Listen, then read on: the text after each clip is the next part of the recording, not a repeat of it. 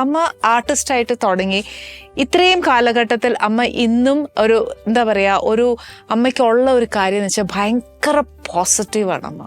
അമ്മ വരുമ്പോൾ തന്നെ അമ്മയുടെ ഒരു ഓറയുണ്ട്. ആക്ച്വലി അമ്മ ആ ഒരു ഓറയുടെ സീക്രട്ടാണ് ഞങ്ങൾക്ക് അറിയേണ്ടത്. അയ്യോ, എല്ലാം നിങ്ങളുടെ എല്ലാം പ്രേക്ഷകരുടെ ഒക്കെ സ്നേഹമാണ്, വേറെ ഒന്നും പറയാനൊക്കില്ല. നിങ്ങൾ പറയുന്നത് കേൾക്കുമ്പോൾ എനിക്ക് അത്ഭുതം തോന്നും കേട്ടോ. ഇങ്ങനെയൊക്കെയാണോ ഞാനെന്ന് എനിക്ക് തന്നെ അത്ഭുതം തോന്നും. എനിക്കറിയില്ല, എന്നെക്കുറിച്ച് തന്നെ എനിക്കറിയില്ല. അപ്പം അമ്മ എനിക്ക് ചോദിക്കാനുള്ള, അമ്മ ഒരു കാലഘട്ടത്തിൽ ബ്ലാക്ക് ആൻഡ് വൈറ്റ് തുടങ്ങിയപ്പം അമ്മ ഫിലിമിലേക്ക് വന്നു, ഇന്ന് ഡിജിറ്റലായിട്ട് നിൽക്കുകയാണ്. അമ്മ ഒരു വലിയ ജേണിയാണ് അമ്മയുടെ ലൈഫിൽ അമ്മ കണ്ടേക്കുന്നത്. ആ ഒരു ജേണിയെക്കുറിച്ച്, ഒരു change in films, change in cinema, അമ്മയ്ക്ക് ഒരു നല്ലൊരു വിക്ടിമാണ് അമ്മ. അതിനെക്കുറിച്ചൊന്ന് അമ്മ പറയുമോ ഞങ്ങളോട്? ഞാൻ കൂടെ തന്നെ ഉള്ളത് കാരണം ഇപ്പോൾ നിങ്ങളെ ദിവസം കണ്ടുകൊണ്ടിരുന്നാൽ നിങ്ങൾ വണ്ണം വെച്ചോ മെലിയോ നമുക്കറിയില്ല. അതുപോലെ സിനിമ ആദ്യം മുതലേ എത്രയും കൊല്ലമുള്ളത് കാരണം സിനിമ ഇങ്ങനെ വളർന്ന് കൂടെ തന്നെ ഞാനുണ്ട്. അപ്പോൾ എനിക്ക് അതെങ്ങനെയാണ് വലിയൊരു മാറ്റം എന്നൊക്കെ പറയാൻ അറിയില്ല. അന്ന് വന്ന് ബ്ലാക്ക് ആൻഡ് വൈറ്റ് ആയിരുന്നു, പിന്നെ കളർ പടങ്ങളായി, പിന്നെ വന്ന് എല്ലാം ഡിജിറ്റലായി. അന്നൊക്കെ വന്ന് ഫിലിമായിരുന്നു.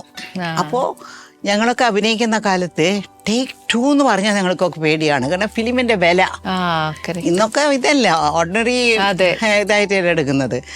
അപ്പോൾ ഞങ്ങൾക്ക് അങ്ങനെ ഞങ്ങൾ ഒരു രണ്ടാമത്തെ ടേക്ക് എടുക്കും, അയ്യോ പേടി. പിന്നെ മൂന്നാമത്തെ ടേക്ക് ആകുമ്പോൾ ഞങ്ങൾ പ്രൊഡ്യൂസറുടെ മുഖത്ത് നോക്കും. പ്രൊഡ്യൂസറിൻ്റെ പൈസ പോവല്ലേ, എല്ലാം ഫിലിമല്ലേ. ആ കാലഘട്ടം മുതൽ ഇപ്പോൾ വളരെ ഈസിയാണ് വാസ്തവത്തിൽ സിനിമ വിട്ട് നിന്ന് കുറച്ച് കാലം. അപ്പോൾ കുറേ കാര്യങ്ങളൊക്കെ ഇതിൽ മാറ്റങ്ങളൊക്കെ വന്നു. പിന്നെയാണ് ഞാൻ പറഞ്ഞത്, അയ്യോ ഇനി കുറേ പേര് ചോദിച്ചുകൊണ്ടിരുന്നു ഇങ്ങനെ പടത്തിൽ അഭിനയിക്കണം. കുറേ പടങ്ങൾ ഞാൻ മിസ് ചെയ്തു, വാസ്തവത്തിൽ മിസ് ചെയ്തു. പക്ഷേ എനിക്ക് അന്നൊന്നും ഞാൻ മിസ് ചെയ്തു എന്നുള്ളൊരു വേദനയൊന്നുമില്ല.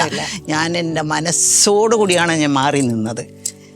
പിന്നെ വിളിക്കുമ്പോൾ ഞാൻ വേണ്ടെന്ന് പറയും.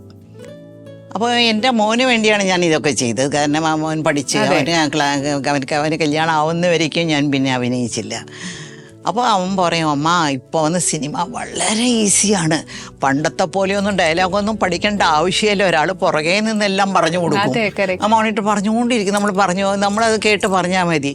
പിന്നെ ഡബ്ബിങ് ആണെങ്കിൽ പണ്ടൊക്കെ ഞങ്ങൾ ഫുള്ളൊരു സീൻ ഇപ്പോൾ 8 പേര് ഉള്ളൊരു സീനാണെങ്കിൽ 8 മയക്കുണ്ടാവും. ഞങ്ങൾ 8 പേരും കൂടി നിന്ന് ഇങ്ങനെ സംസാരിക്കണം, ഒരുമിച്ച് നിന്ന് സംസാരിക്കണം. ഒരാൾ തെറ്റിയാൽ പിന്നെ ആദ്യം മുതൽ തുടങ്ങി.